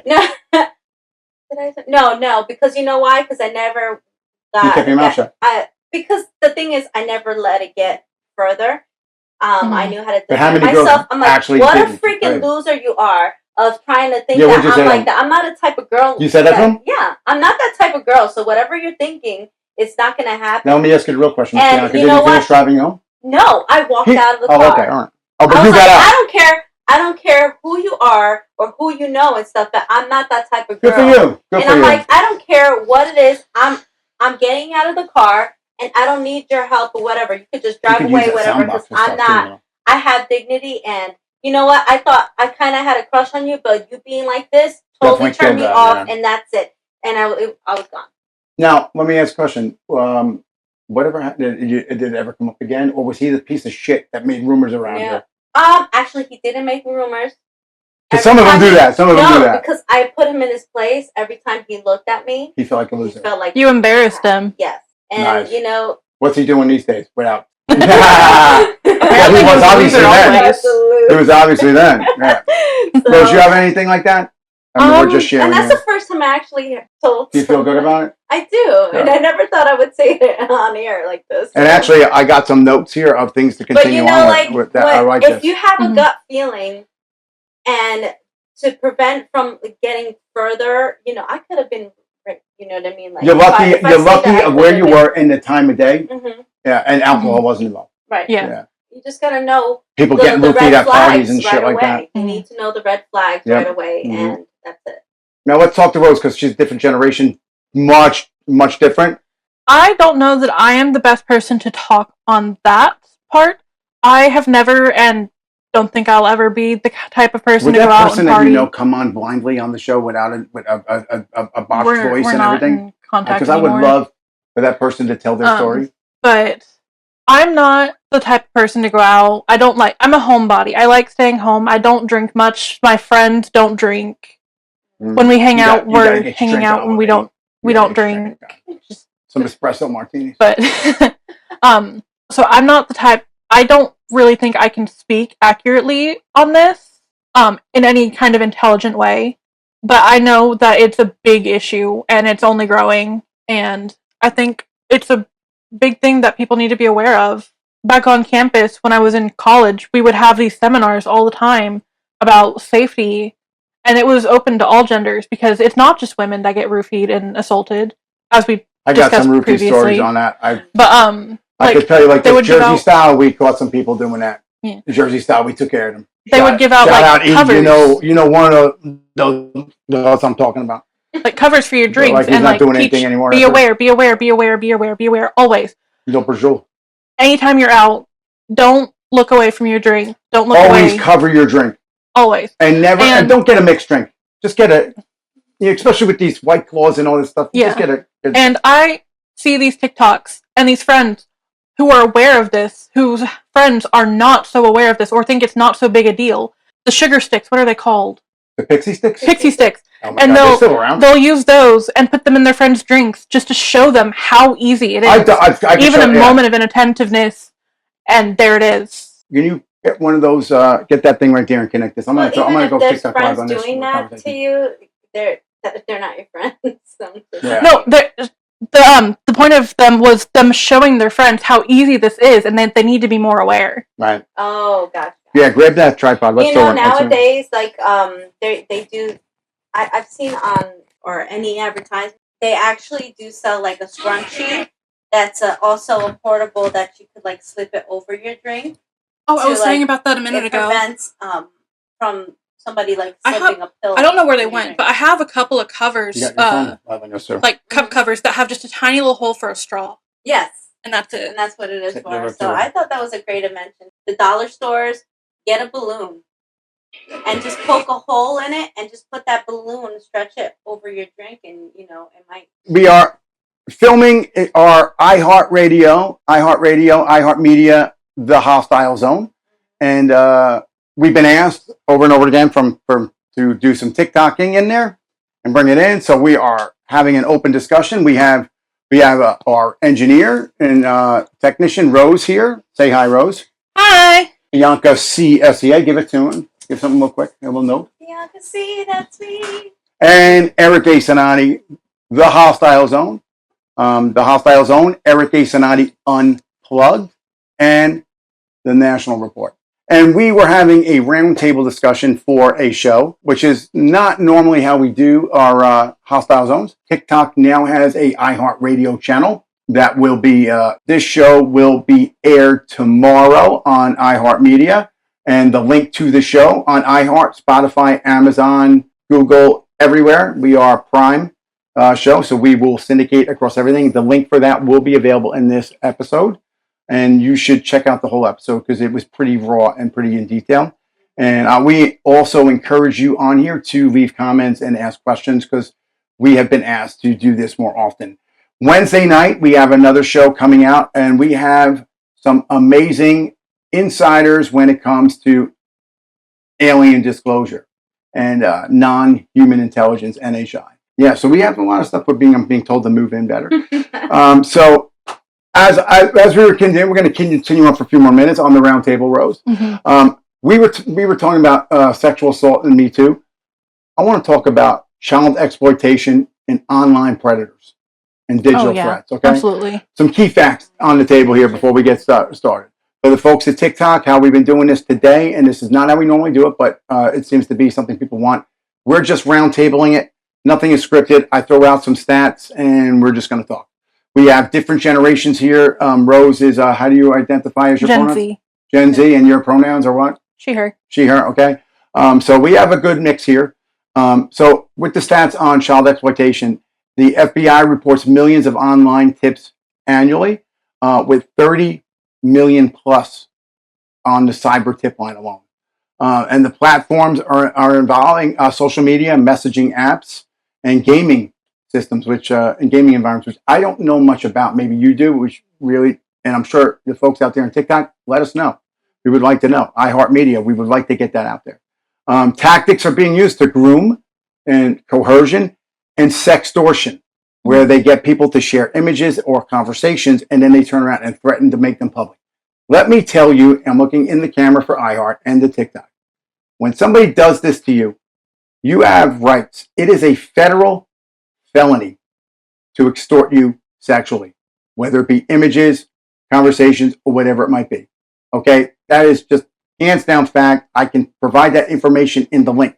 You make the report to the FBI. I think it's me. FBI. While you're doing that, I have a fun fact. Yeah. So I found out back in high school that if you are under the age of 18, if you have nudes, even of yourself, of anyone under 18, even yourself, you have your own nudes and you're under 18, that's still child pornography and you can still go to jail for it. Now here it is. I want to talk about that.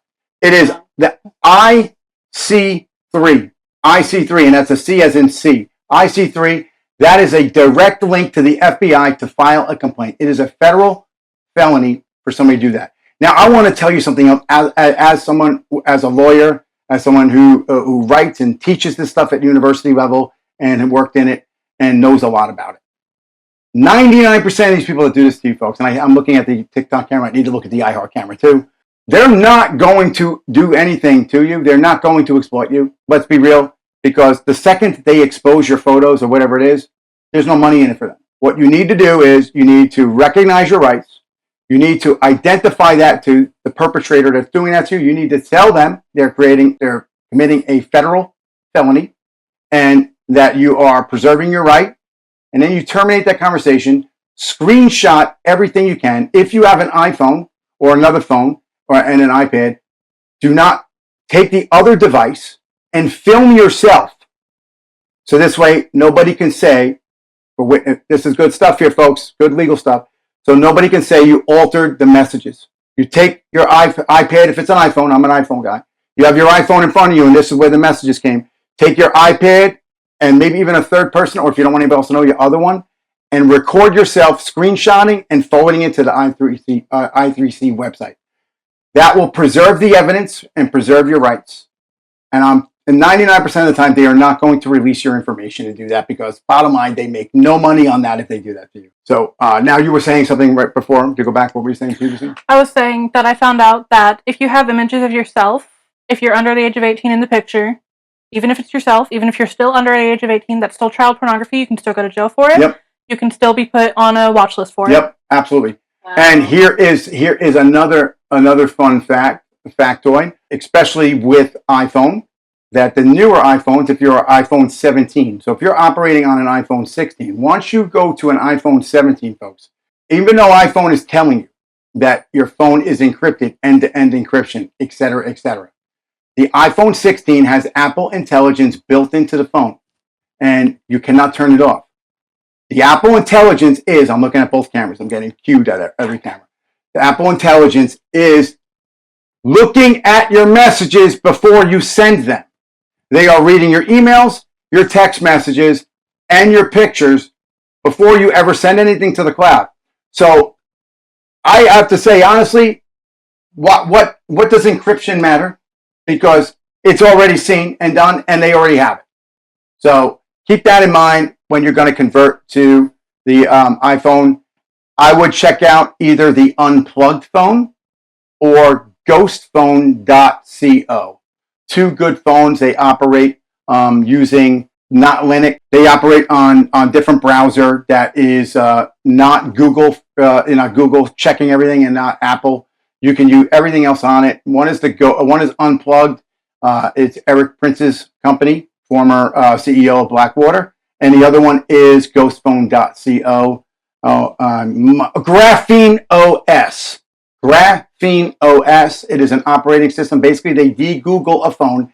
They remove all of the things that Google is stealing from you, wipe it fresh, and they put a new operating system in it that you can decide what is being seen, what is not being seen. You can actually turn your phone off. Remember back in the day, you used to be able to take your battery out of your phone? Can't do that now, right? Because they want to know where you are 24/7.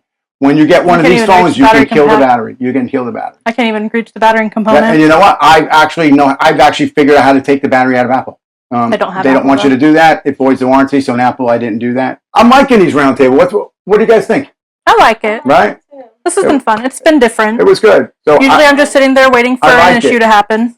We've been asked to do something like this, and I think, and what do you guys think, that we should do an additional hostile zone for a roundtable. I'm down. And we have different discussions, and we could bring people on, especially since TikTok is really pushing us to put content on there, and iHeart has a channel on there.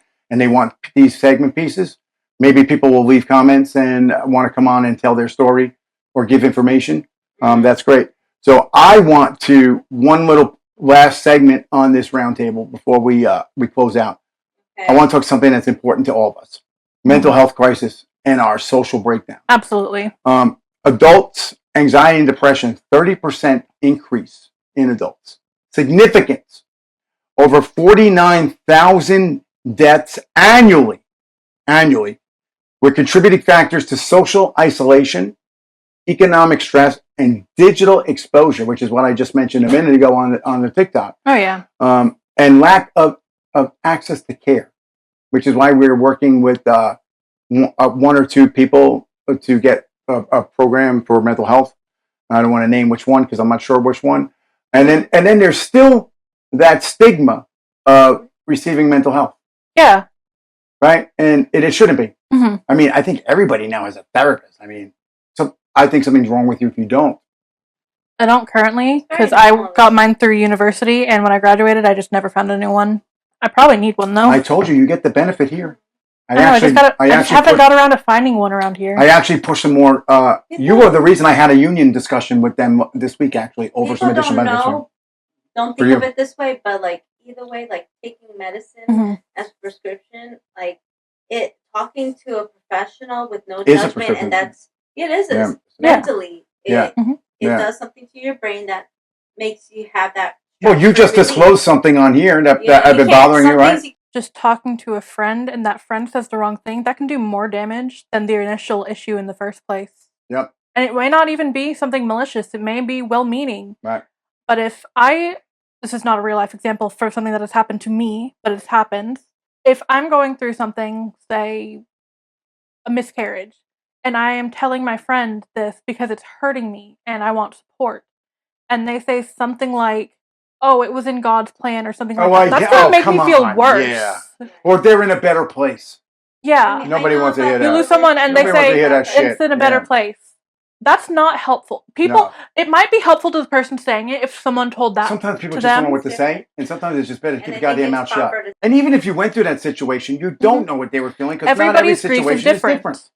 Everybody was raised different. Everybody is a different age, a different ethnicity, a different everything. What was what was okay in my family growing up as an Italian Catholic in North Jersey is not the same for a Spanish girl, Latino. Help me out here. Whatever. In your household, it's not the same, right? Yeah. I'm white. Jeez, thank you for throwing it. White, Catholic, Southern. Hey, speaking of Catholic, did you hear about the Catholic thing? It is like the biggest freaking thing right now about, it's like the people are waiting online in New York City to get into Catholic churches, 20-somethings and 30-somethings. Mm-hmm. It's like a big comeback of Catholic church. That's great. I was an altar boy. I'm proud of it. You know, I'm not a Bible toter, as you know, but I believe. But anyway, I think we have to call it. Catholic school. Right. See, I have faith, but I just don't push it on people. No, don't ever push it. Nobody wants that. My personal opinion is that I believe what I believe. You believe what you believe. It doesn't affect each other. But we can respect each other. Exactly. And you know what? You may learn something. Mm-hmm. That is another roundtable right there. Because you can learn from somebody else by listening. Oh, yeah. I always say, like, every religion, there's always a God. It's the same God. We just tell it.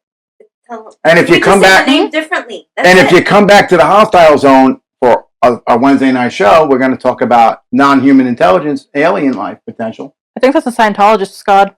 That could be a whole episode on Scientology. I'm going to say this. I don't care if people think that they don't agree with me, but, like, to be honest, there is a creation. I believe that God, I believe there's a creation. I believe God created the Big Bang Theory, and that's it. Boom. Who else would ignite the switch? That's what I'm saying. So, here we are. Folks, this was great. Any final statement? Anybody? No? Scientific side, and then I believe... We're being told we got to get off there. I know, but I'm just saying... And I have to get into my monologue and close this out.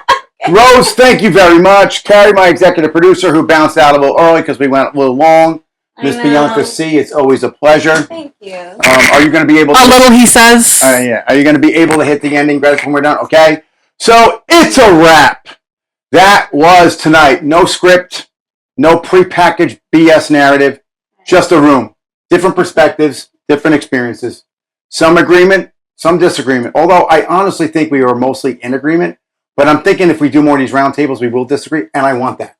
because disagreements lead to knowledge. Yeah. And knowledge leads to communication, and communication leads to something better. But we did have some real conversation. We came up with some wonderful topics. We put out some great facts that people need to know about. And where does it go? Because that's real. That's what we need to know. And that's exactly what's happening in our country right now. Exactly what's happening on your kitchen table at home, in your car on the ride to work. Unfiltered, unpredicted, and quite frankly, straight up honest.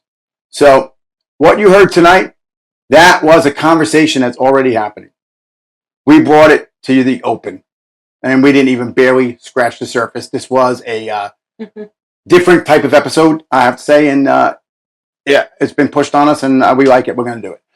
So we're going to keep doing it, because when you start asking the right questions, you stop following the narrative that people are telling you to follow. You start seeing the true structure behind, right? I'm Eric A. Cinotti, and this is the Hostile Zone. Also catch Eric A. Cinotti Unplugged and The National Report, an iHeart Prime featured show available across all podcast platforms, Apple, Spotify, everywhere. Nationally syndicated iHeart Prime distribution. And as always, 360 times 365. 180 forward, 180 backward equals 360. 365 days a year. Keep your head on a swivel, because danger doesn't take a day off, and neither should you. Good night, America. Thank you for being with the Hostile Zone. Come back on Wednesday. Oh, say, can you see by the dawn's early light what so proudly we had at the twilight's last gleaming, whose broad stripes and bright stars through the perilous fight for the ramparts we watched were so gallantly streaming, and the rockets red glare, the bombs bursting out, get through the night, that our flag was still there. And she's not going anywhere. Oh, say does that star-spangled banner wave? Oh,